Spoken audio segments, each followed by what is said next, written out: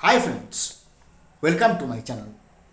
অনেকে প্রশ্ন করছেন যে আমার তো আইটি ফাইল আমি করেছি, কোনো না কোনো একটা ব্যাপারে আমার লোন ছিল কিংবা আমি কোনো একটা একটা ধরুন এফিডেভিট দেওয়ার সময় বা কোনো হোয়াট এভার ইট মেবি আমি আইটি ফাইল করেছি, তার মানে কি অন্য কোনো ভাণ্ডার থেকে আমার নাম কেটে যাবে?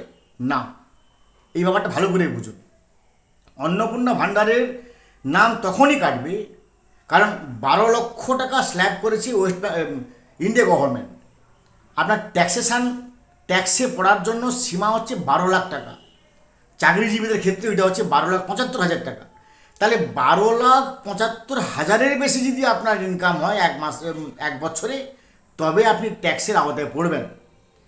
আর যদি 12,75,000-এর কম চাকরিজীবীর ক্ষেত্রে, আর যদি চাকরি করে না এমন 12 লক্ষের ক্ষেত্রে হয়, তাহলে যদি 12 লাখের বেশি বেতন হয় বা আয় আপনার হয় বিজনেস থেকে বা কোনো লিগেসি থেকে, তাহলে আপনার অন্নপূর্ণা ভাণ্ডারের টাকা আপনি পাবেন না। কিন্তু আপনি আইটি ফাইল করেছেন অন্য কোনো উদ্দেশ্যে, কিন্তু ট্যাক্স দেওয়ার জন্য নয়। যদি আপনি 1 টাকাও ট্যাক্স দেন, তাহলে কিন্তু আপনি অন্নপূর্ণা ভাণ্ডারের টাকা পাবেন না। তাহলে আমি এই ব্যাপারটাকে আমি আরও একবার আপনাকে সরলভাবে ব্যাখ্যা করে দিই। ট্যাক্স আপনি করতে পারেন, ট্যাক্স ফাইল করতে পারেন, অনেক ট্যাক্স ফাইল আপনি করেছেন, প্রতি বছর ধরে করেছেন, তাতে আপনার অন্নপূর্ণা ভাণ্ডারের টাকা কোনোভাবে আটকাবে না।